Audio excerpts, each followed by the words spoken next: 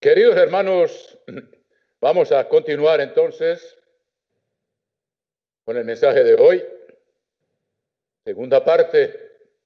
Pero, ¿sabe que se me olvidó algo decirles que les había prometido que les iba a decir? Es una pregunta que ha surgido con frecuencia y hace parte, más bien, del mensaje profético de la primera parte, pero no importa. Les pido que se dirijan, aquí para animarme un poquito, estoy tomando yerba mate, hermanos, a la salud de los gauchos, que en Chile también toman, y en Uruguay también. Nuestra querida hermanita de Uruguay toma mate. Hermanos, vamos al capítulo 21 del libro de Lucas. A ver, una pregunta que hacen con frecuencia acerca de la huida.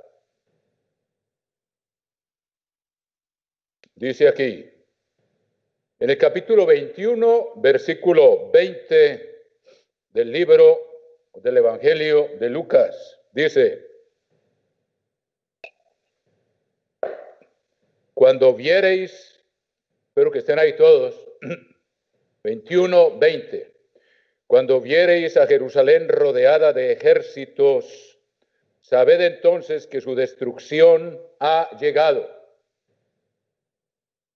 Entonces los que estén en Judea huyan a los montes. Los montes están al oriente de Jerusalén, como quien va hacia Petra. ¿Todo bien? Cuando hagas así, ten cuidado porque yo creo que me está haciendo una señal. Entonces los que estén en Judea huyan a los montes, y los que en medio de ella váyanse, y los que estén en los campos no entren en ella. En Mateo dice: los que estén en la ciudad también váyanse. ¿Por qué dice cuando esté rodeado de ejércitos? Sabe que la profecía tiene un cumplimiento primero y tiene un cumplimiento postrero. En el año 70, cuando Jerusalén fue destruida y se cumplió parte de la profecía del Monte de los Olivos, los cristianos verdaderos que estaban en Jerusalén, ninguno de ellos pereció. Está dicho por el famoso historiador Eusebio de Cesarea. Dice que ninguno de los cristianos que estaban en Jerusalén pereció cuando Tito, hijo de Vespasiano, se tomó la ciudad el 9 del mes de Ab, y se va a cumplir dentro de pocos días. La misma fecha en que Nabucodonosor destruyó el templo de Jerusalén 500 años antes, en el año 586, el 9 del mes de Ab, que corresponde al mes de agosto, así como el mes de Nisan o de Abib corresponde a marzo, abril. En esa misma fecha fue destruida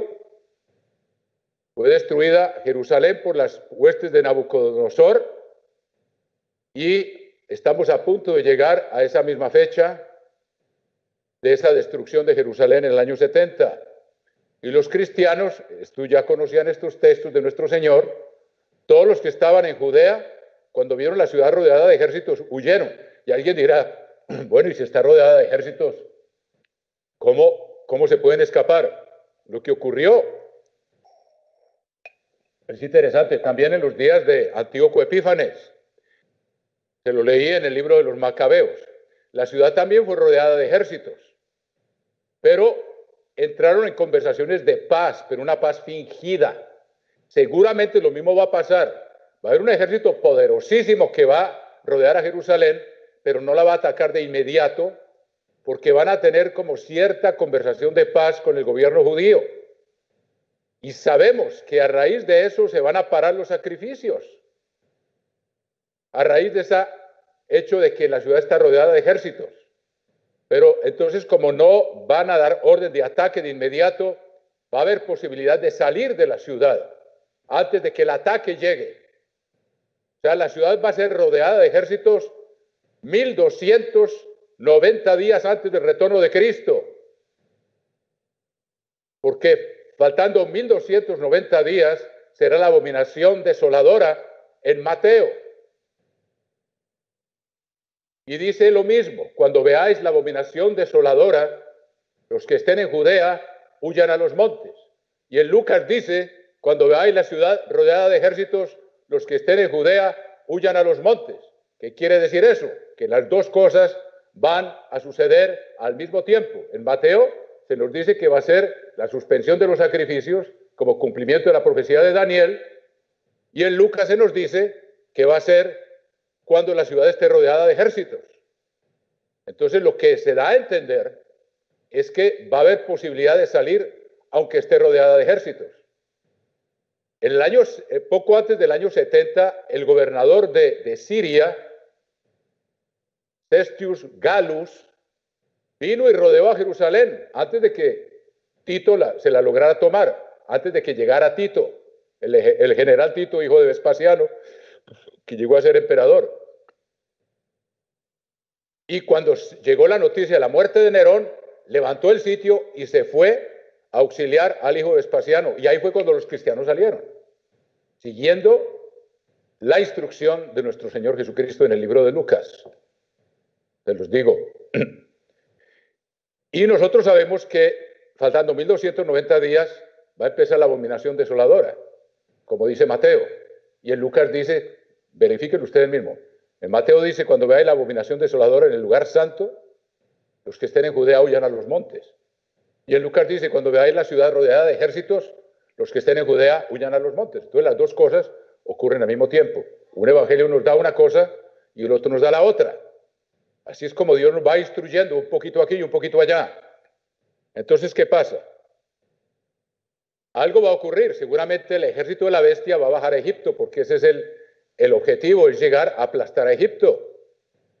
Y al cabo de un mes, cuando faltan 1260 días para el retorno de Cristo, la bestia o los ejércitos de la bestia regresan y se toman la ciudad de Jerusalén.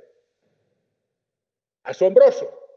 Para entonces habrá 30 días entre el día en que fueron rodeadas y luego levantan el sitio. Seguramente se va a Egipto a aplastar a Egipto, y un ejército alemán con un ataque Blitzkrieg, relámpago, va a cumplir lo que está escrito en Daniel: Egipto no escapará. Y luego vuelve a subir, es lo que uno alcanza a entender, porque la bestia se apodera de Jerusalén faltando 42 meses para el retorno de Cristo. Y primero la rodeó cuando faltaban 42 meses y medio, 1290 días. Espero que me vayan entendiendo todo esto, y lo seguiremos repitiendo para que el pueblo de Dios esté bien informado de la cronología asombrosa que Dios nos revela acerca de los acontecimientos del fin. Entonces, si Dios nos permite y estamos allá, cuando veamos la ciudad rodeada de ejércitos, sabemos que va a haber una oportunidad de salir de ahí. Entonces, sigamos leyendo. Repito, 21:20. Cuando viereis a Jerusalén rodeada de ejércitos, sabed entonces que su destrucción ha llegado. Entonces, los que estén en Judea huyan a los montes. Les voy a leer lo de Mateo para que les quede bien claro. Lean Mateo 24 y ven lo interesante que está hablando del mismo suceso, pero nos da dos indicaciones distintas para que quedemos bien claros. Capítulo 24 dice, Mateo 24:15. Por tanto, cuando veáis en el lugar santo la abominación desoladora de la cual habló el profeta Daniel, el que lee entienda, entonces los que estén en Judea huyan a los montes. El que esté en la azotea no descienda para tomar algo de su casa, y el que esté en el campo no vuelva atrás para tomar la capa. Mas ay de las que estén encintas y de las que críen en aquellos días. Orad para que vuestra huida no sea en invierno ni en sábado, porque habrá entonces gran tribulación, cual no ha habido desde el principio del mundo hasta ahora, ni la habrá. ¿Cuándo? 30 días después, 1260 días, empieza la gran tribulación antes del retorno de Cristo. 42 meses, la misma cifra. Tiempos y medio tiempo, la misma cifra. Entonces ve que en Mateo dice que va a ser la abominación desoladora, que van a detener los sacrificios,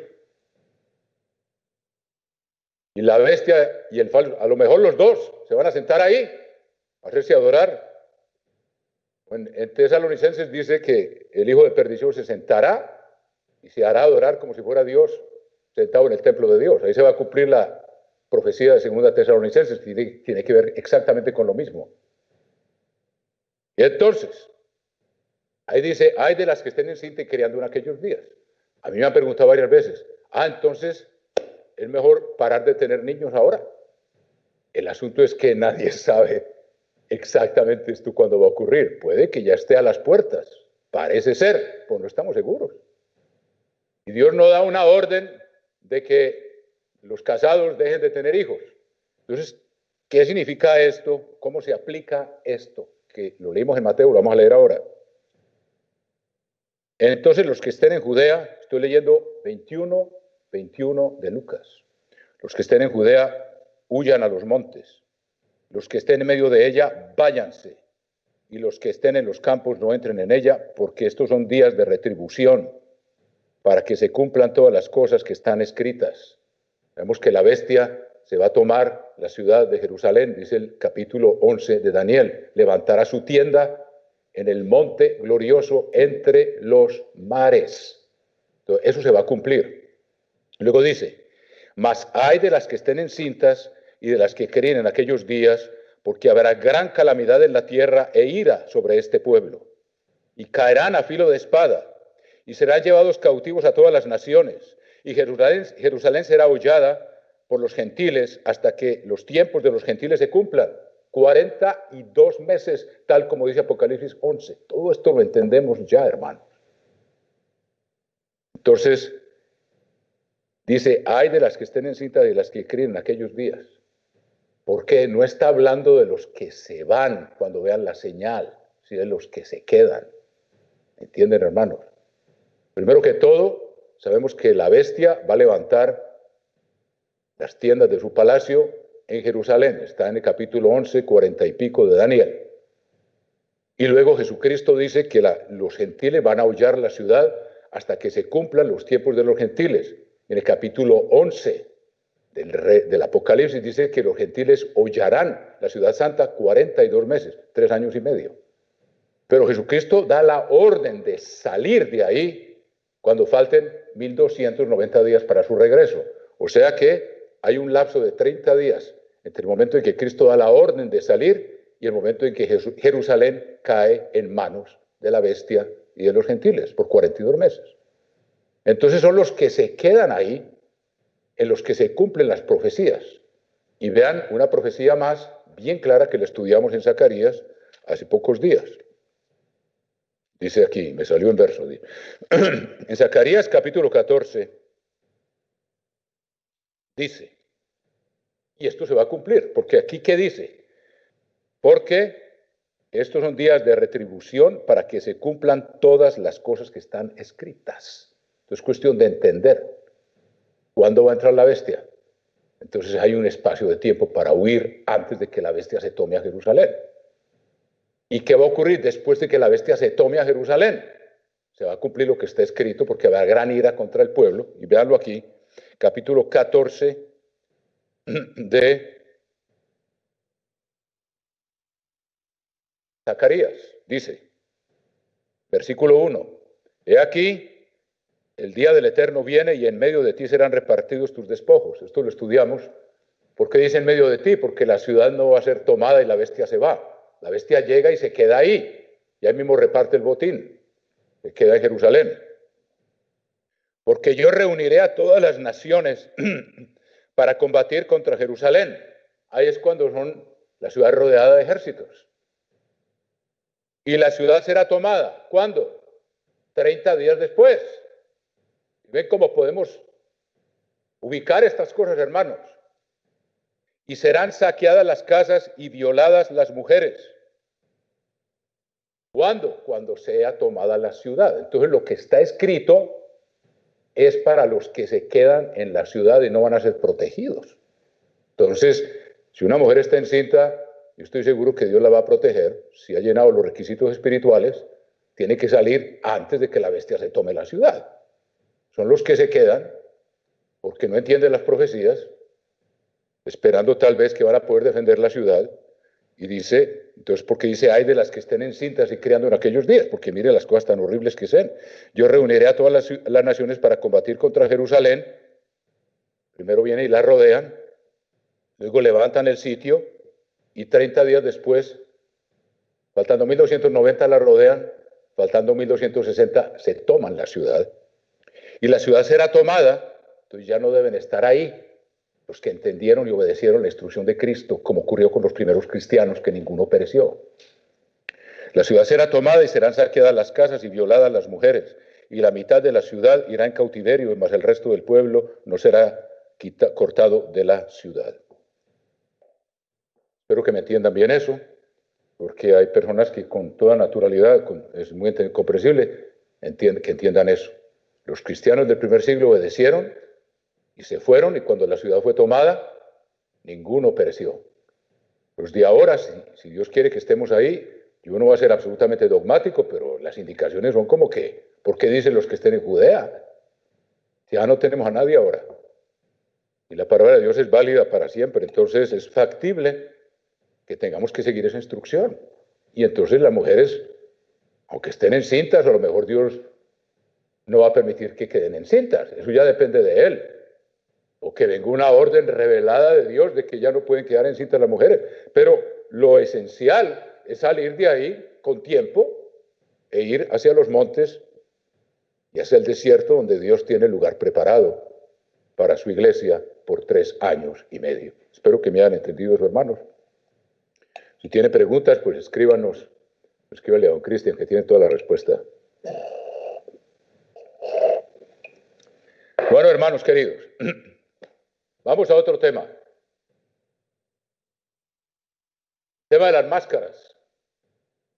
Ustedes saben, hermanos, que eso se está convirtiendo en causa de división en la iglesia de Dios, hermanos. ¿Cómo podemos entender y cómo debemos proceder con respecto a este tema? Los que dicen, yo no uso máscara, eso es falta de fe.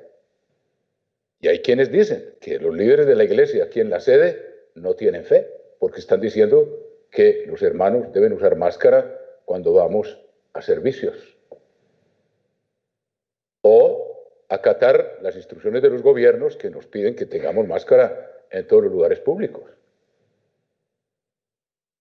Hay gente que se va de la iglesia porque dice, sobre todo enfermeras, dice, si la máscara no es obligatoria en los servicios en persona, yo no voy a estar ahí. Y otros que dicen, si a mí me dicen que tengo que ponerme una máscara, yo no voy a servicio, que eso es falta de fe. ¿Cómo se puede resolver ese problema, hermanos? Lo que algunos creen que es falta de fe, lo voy a demostrar con la palabra de Dios, no es falta de fe de parte del liderazgo de la iglesia, a quien Jesucristo dirige. Es falta de discernimiento espiritual por parte de los que sacan conclusiones. Y es un gran peligro, hermanos. Dios nos exhorta a que no seamos sabios en nuestra propia opinión. Miren lo que dice Dios acerca de una persona que se cree sabia, hermanos. Vamos a verlo aquí. En el capítulo 26 del libro de los Proverbios, Proverbios 26, versículo 12. Miren lo que dice aquí. ¿Has visto hombre sabio en su propia opinión? Más esperanza hay del necio que de él. ¿Por qué? Un necio, la gente sabe que es necio y no le pone cuidado. El que cree que es sabio en su propia opinión, a lo mejor puede tener cierta influencia en otros que tampoco son sabios y sacan conclusiones basadas en su propia sabiduría, erróneas, muy peligrosas, que pueden perjudicar grandemente a los que los escuchen. Por eso dice, ¿has visto hombre sabio en su propia opinión? Más esperanza hay del necio que de él. Cuando alguien deduce así simplemente, yo le pediría que me diera los razonamientos. El usar una máscara es falta de fe. Vamos a razonar con la ley de Dios, hermanos. Vamos a Mateo capítulo 22, mis queridos hermanos, para los que tengan oídos para oír. Dice aquí, Mateo capítulo 22, versículo 34. Entonces los fariseos, oyendo que había hecho callar a los saduceos, se juntaron a una. Y uno de ellos, intérprete de la ley, preguntó por tentarle, diciendo, Maestro, ¿cuál es el gran mandamiento en la ley? Jesús le dijo, amarás al Señor tu Dios con todo tu corazón y con toda tu alma y con toda tu mente. Este es el primero y grande mandamiento. Y el segundo es semejante. Amarás a tu prójimo como a ti mismo. De estos dos mandamientos depende toda la ley y los profetas. ¿Qué nos enseña la ley de Dios? Primero que todo, ustedes hay algo que lo saben muy bien. La ley de Dios enseña que una persona que tenga una enfermedad contagiosa debe aislarse y no debe venir a la congregación. Y eso se aplica espiritualmente. A una persona que está viviendo en pecado, que está cometiendo fornicación o adulterio, y está viviendo así, no puede venir a la congregación porque infecta a los demás. Un poco de levadura leuda toda la masa. Es el mismo principio. ¿Y eso es por qué? Es un principio que está hecho por amor al prójimo. Y si una persona tiene una enfermedad contagiosa, debe aislarse. Y esperamos que no le tengan que decir que tiene que aislarse, que Dios lo ordena. Le damos una orden entre las muchas que hay en el libro de Levítico, en el libro de los Números. Vean Números capítulo 5. Dice, Números 5:1.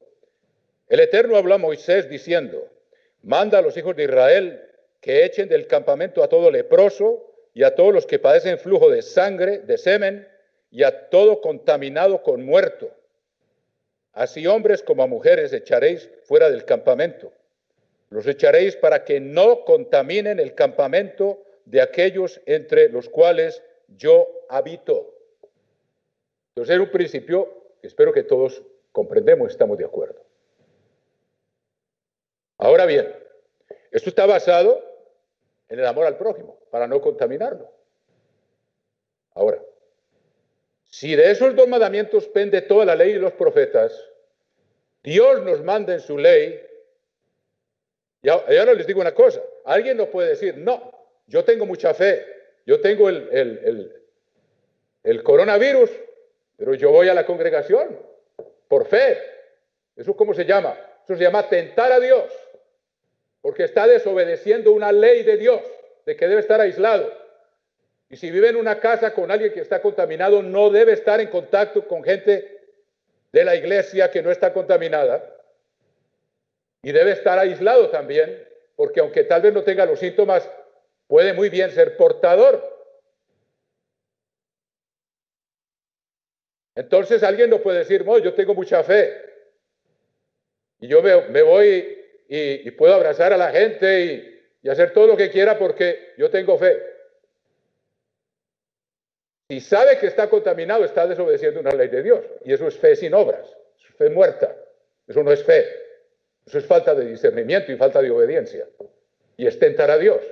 Acuérdense lo que Jesucristo fue tentado. El diablo lo llevó al pináculo del templo y le dijo, si eres hijo de Dios, tírate de aquí abajo, porque él ha dicho que va a mandar a los ángeles para que te guarden en todos tus caminos. O sea, el diablo estaba citando mal la Escritura. Tenemos que tener cuidado de no hacer lo mismo nosotros, hermanos. ¿Y qué le dijo Jesucristo? Escrito está, no tentarás al Señor tu Dios. O sea, si alguien sabe que está contaminado o está en contacto en su casa o en proximidad de gente contaminada y dice, yo tengo mucha fe, yo voy a cualquier parte, ¿y qué pasa? Está desobedeciendo una ley de Dios porque puede estar contaminado y no le importa el prójimo. ¿De dónde viene el tema de las máscaras? Es una medida preventiva por amor al prójimo. Ahora, les voy a dar más principios para ver que Dios nos ordena en su ley, basado en que toda la ley pende de esos dos mandamientos, nos ordena tomar medidas preventivas por amor al prójimo. Ahora, alguno dirá, no, esas máscaras no sirven para nada. Bueno, hay suficiente prueba y hay argumentos de toda clase y el diablo está usando esto como para confundir a todo el mundo y a la iglesia de Dios y nos dejamos. A veces nos dicen, no, las máscaras no sirven para nada. De hecho, está demostrado y los líderes de la iglesia con toda la buena fe han investigado y la máscara puede que a mí no me proteja, pero sí sirve, no sabemos en cuál porcentaje, pero está demostrado que sirve para proteger a los demás si yo porto el coronavirus. O sea que es una medida de prevención por amor al prójimo. Y vamos a ver que Dios ordena eso y es un principio. Y nosotros lo debemos basar en principio. El principio es el amor al prójimo. Vamos a ver dos ejemplos. Los invito a que vayan al capítulo 21 del libro del Éxodo. Vamos a leer esto. Éxodo capítulo 21.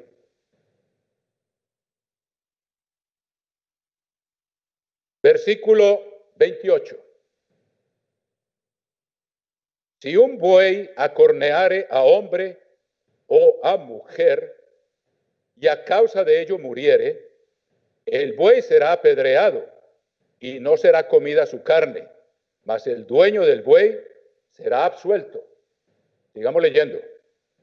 Pero si el buey fuere acorneador desde tiempo atrás, y su dueño a su dueño se le hubiere notificado y no lo hubiere guardado y matare a hombre o mujer, el buey será apedreado y también morirá su dueño por no tomar medidas preventivas por amor al prójimo.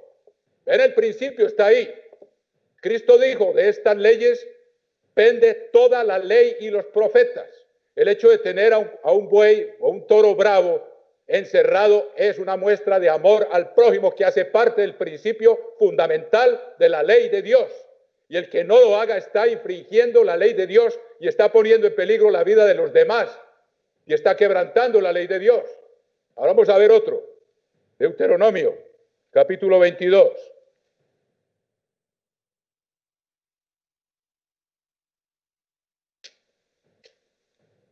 Dice aquí, Deuteronomio 22, versículo 8. Cuando edifiques casa nueva, harás pretil a tu terrado. O sea, póngale una baranda alrededor de la terraza para que no eches culpa de sangre sobre tu casa si de él cayere alguno. ¿Qué es eso? Una medida preventiva basada en el principio más importante de la ley después del primer mandamiento, el amor al prójimo. Póngale baranda para que nadie se vaya a caer. Y culpa de sangre queda sobre el dueño de la casa. Si uno de nosotros tiene el coronavirus, aunque no lo sepa, y va y contamina a una persona porque no quiere usar la máscara, es culpable, tal vez de la muerte de esa persona, por no cumplir un principio de la ley de Dios. No se dejen confundir, hermanos. Ahí está. Esa es la prueba.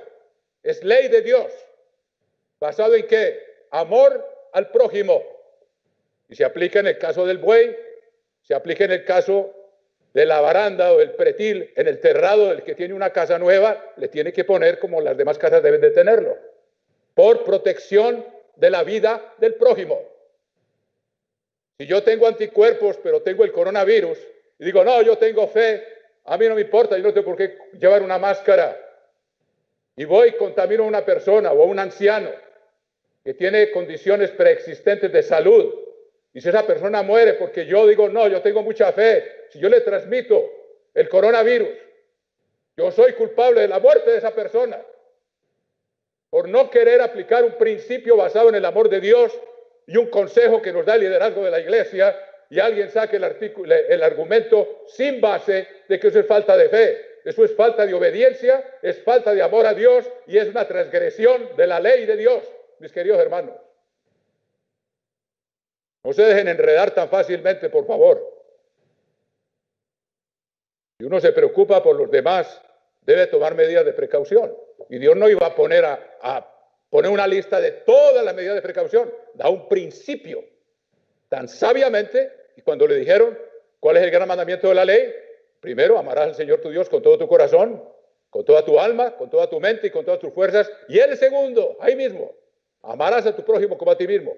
Nos gustaría que alguien nos transfiera el coronavirus por negligencia, porque no quiere tomar medidas preventivas por amor al prójimo. Eso Dios no lo considera fe, hermanos. Eso a los ojos de Dios es desobediencia y es infracción de la ley de Dios, porque es falta de amor al prójimo, que puede llegar al punto en que nosotros a los ojos de Dios, aunque tal vez alguien no lo pueda demostrar, que seamos culpables de la muerte de alguna persona. O el caso del buey o el caso del pretil en el enterrado. Es el mismo principio, amor al prójimo, hermano. Y el que lo quiera hacer también está tentando a Dios, tomando riesgos innecesarios. Y la Biblia nos enseña mucho al respecto. Por ejemplo, lo que dice el libro de los Proverbios. Dice, 14:16, Proverbios. El sabio teme y se aparta del mal. El sabio teme y se aparta del mal. Mas el insensato se muestra insolente y confiado. Hermanos, pidámosle a Dios discernimiento, por favor. Ya es tiempo, Dios nos está preparando para gobernar al mundo. Y que no saquemos argumentos así a la ligera, que eso es falta de fe. Eso es falta de discernimiento espiritual, hermanos. Capítulo 22, versículo 3 del libro de los Proverbios, 22:3. El avisado ve el mal y se esconde, mas los simples pasan y reciben el daño. O sea, Dios nos pide tomar medidas preventivas, medidas de precaución. Y todos estos principios están basados en eso mismo.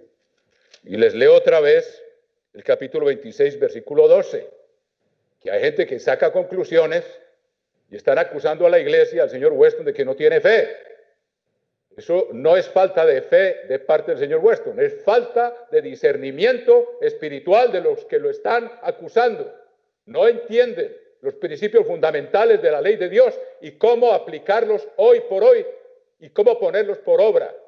Eso es lo que debemos estar aprendiendo si vamos a enseñarle al mundo a obedecer a Dios. Es saber aplicar los principios fundamentales de la ley de Dios, el amor a Dios y el amor al prójimo. Espero, hermano, que esto les quede claro, porque aquí es dicho, ¿has visto hombre sabio en su propia opinión? Más esperanza hay del necio que de él.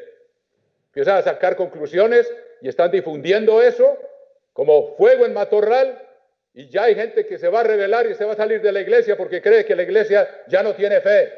Y lo que ellos tienen es ceguera espiritual, que Dios llama así a los laodicenses, hermanos, que no van para el lugar de refugio. Dios quiera que caigan en cuenta, se arrepientan y nosotros tengamos cuidado, hermanos, con las conclusiones que sacamos.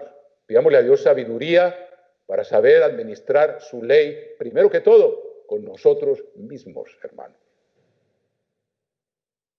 El otro tema es la fiesta de los tabernáculos. Hermanos, antenoche tuvimos una reunión con los ministros de todas las regiones de la obra hispana.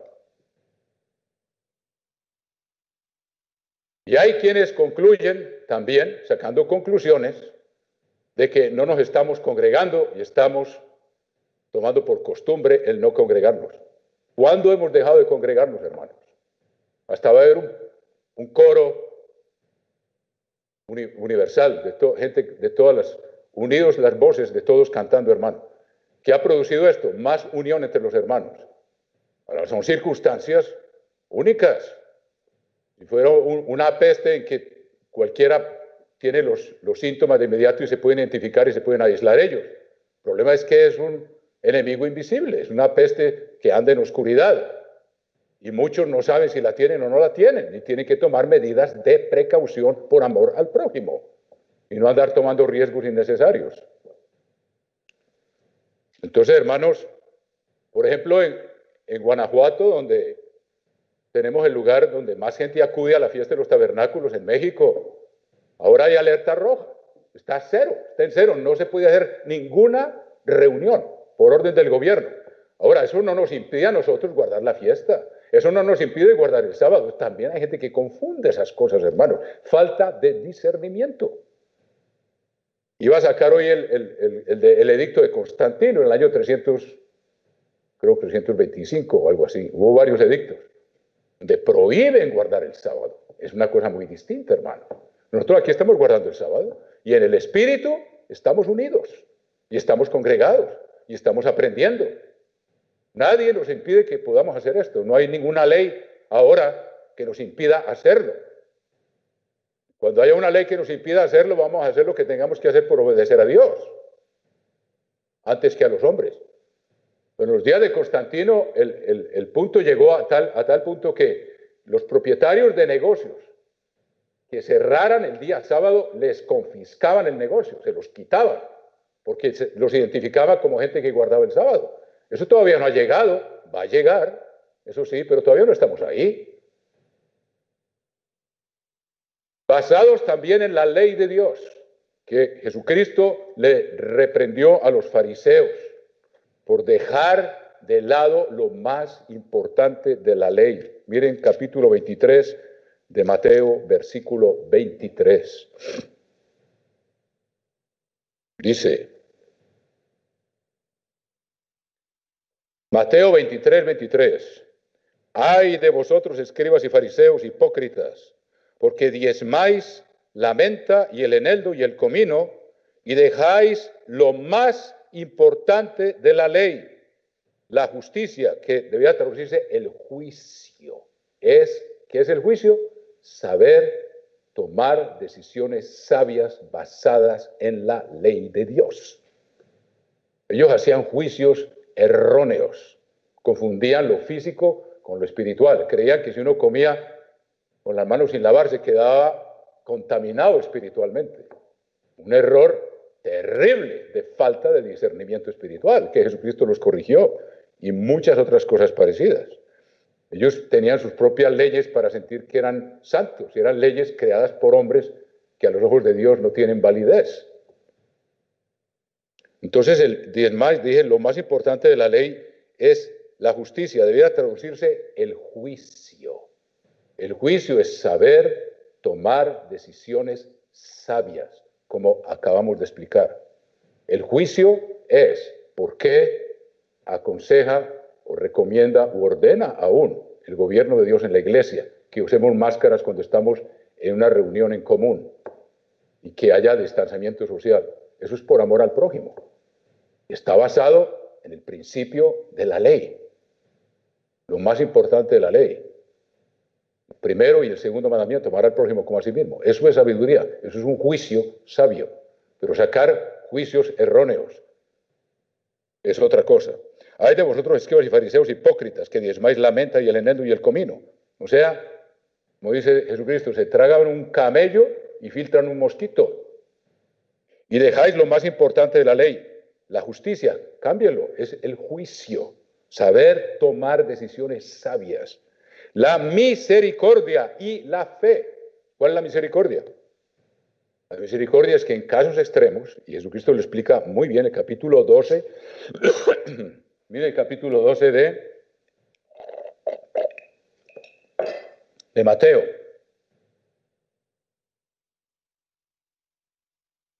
Capítulo 12 de Mateo. Jesucristo les explica algo sobre cómo aplicar la misericordia. En situaciones extremas, Dios permite que se hagan ciertas cosas y que estén autorizadas por una autoridad superior. Vaya la redundancia. Nosotros mismos, me acuerdo una vez, en algún lugar, Pregunté yo por un joven y me dijo su señora madre, oh Mario, es que, y yo, ¿por qué no está aquí hoy? Dijo, no, tenía un examen pero Dios es misericordioso. Uno no se puede aplicar la misericordia de cuenta propia, hermanos. Uno debe consultar una autoridad superior. Cuando David llegó con hambre y le preguntó al sacerdote Abiatar, ¿tienes algo de comer?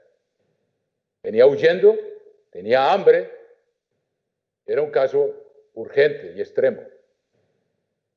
David no se metió a tomar, primero que todos los panes de la proposición ya los habían sacado de la presencia de Dios.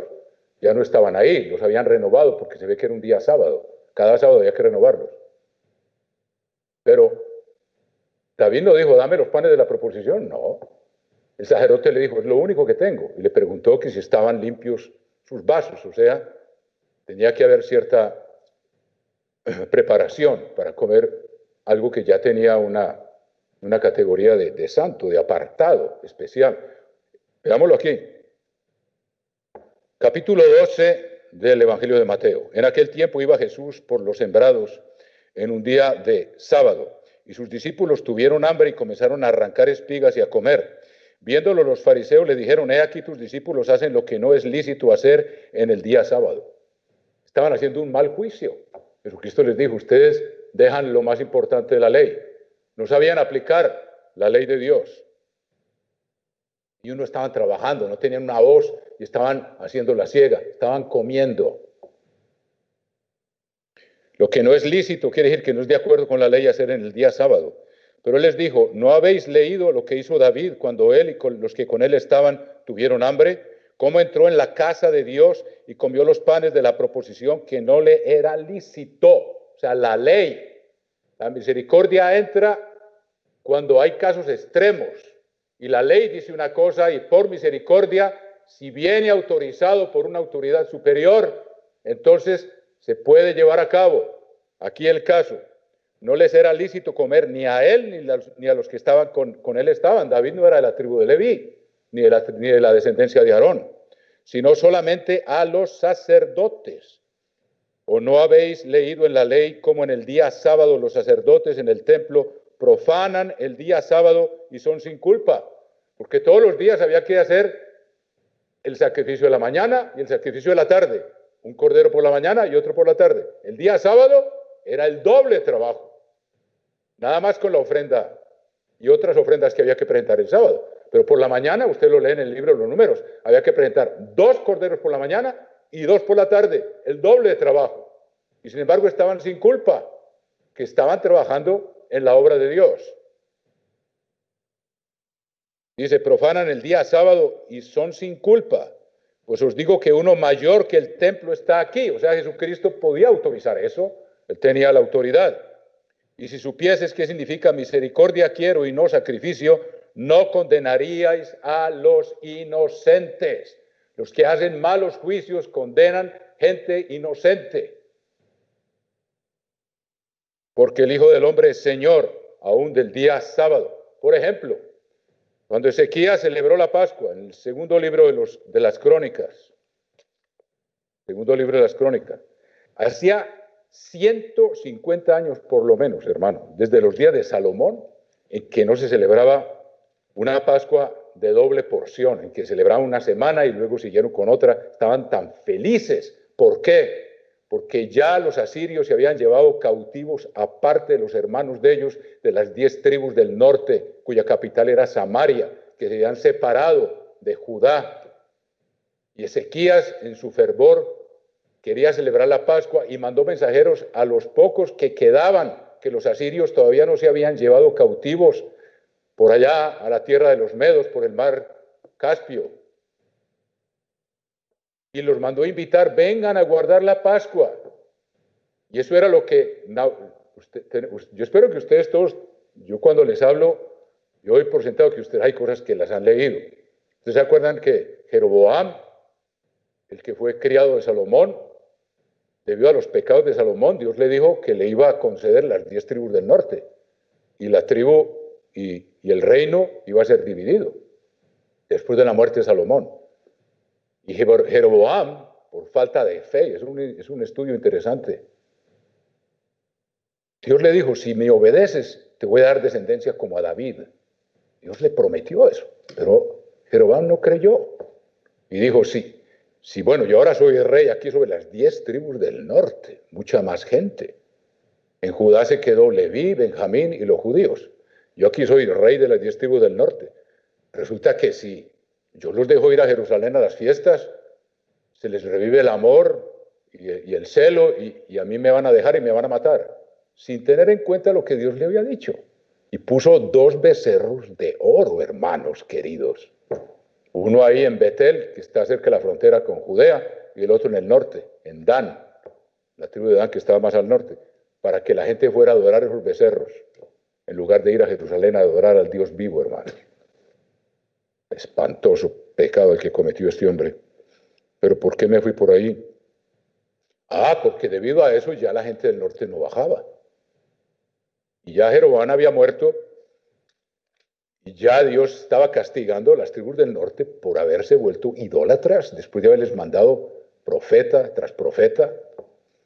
Entonces, Dios ya estaba dispuesto a que se fueran todos en cautiverio, y Ezequías los mandó invitar, vengan.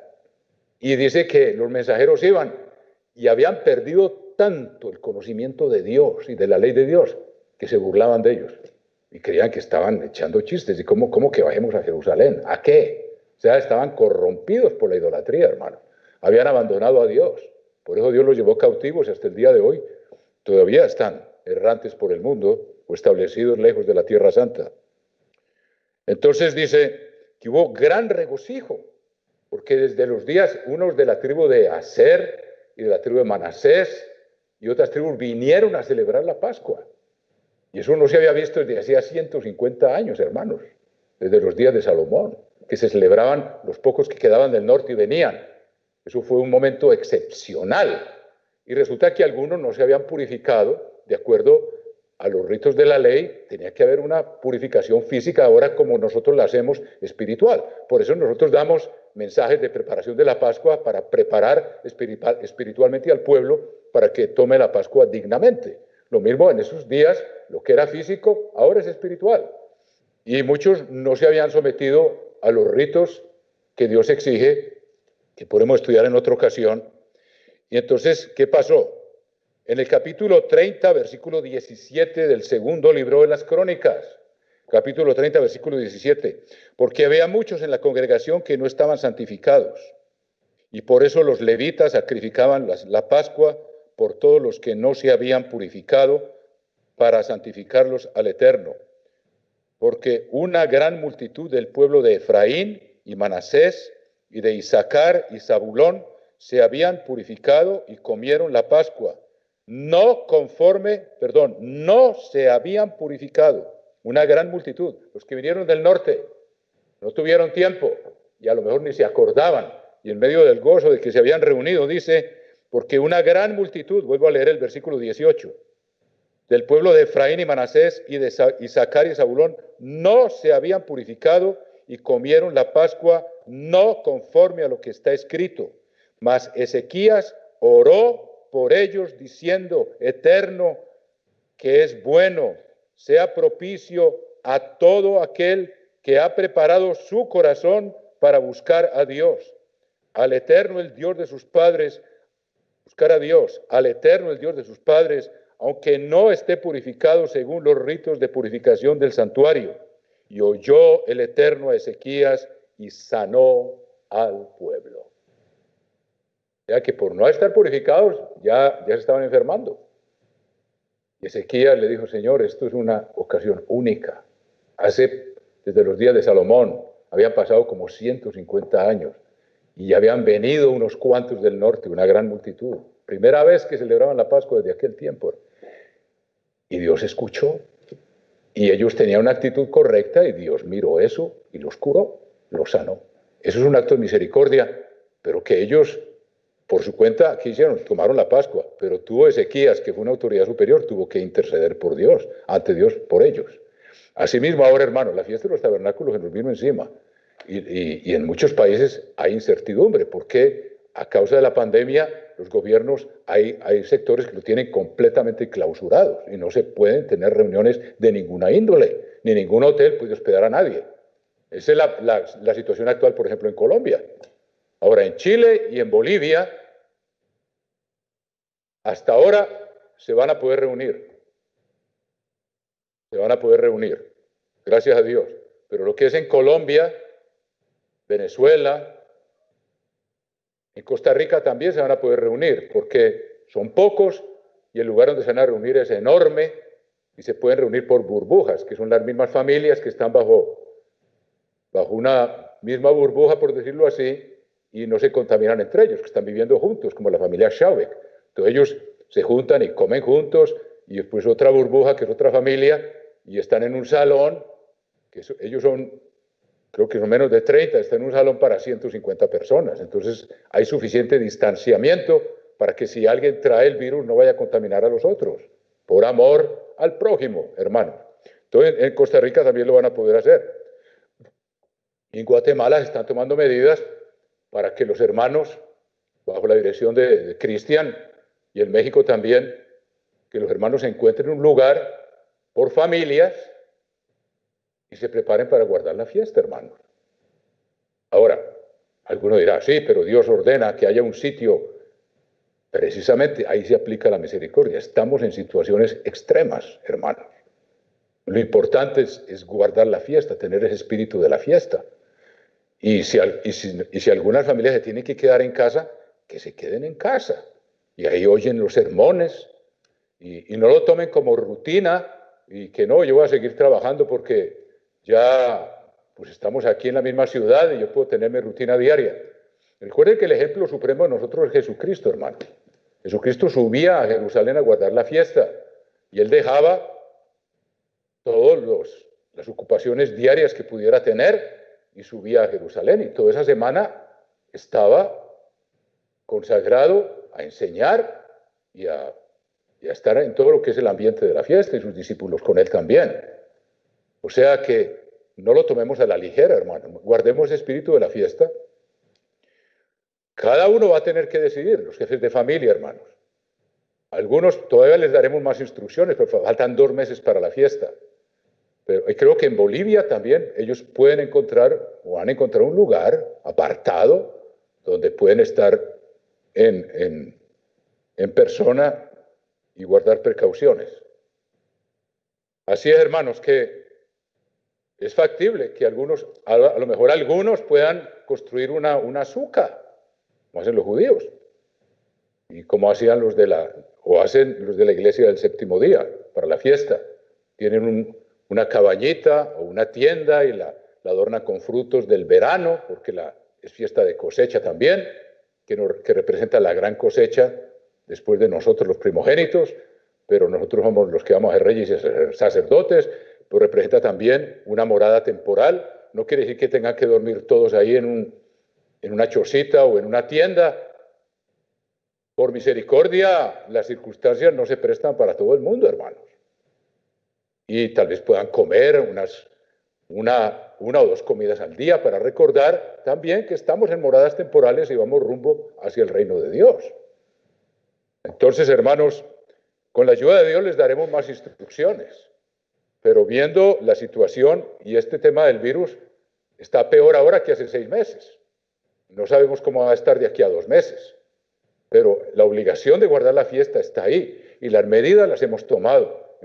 Tenemos sermones para cada día que les vamos a enviar para que los tengan y sermoncillos para cada día de la fiesta, y si se quieren conectar a la transmisión que vamos a hacer desde aquí, también tienen más de una opción para que se pueda celebrar la fiesta y mantener ese espíritu de la fiesta y acercarse a Dios. Porque uno de los mandamientos de Dios es: me ofrecerás ofrenda encendida todos los días.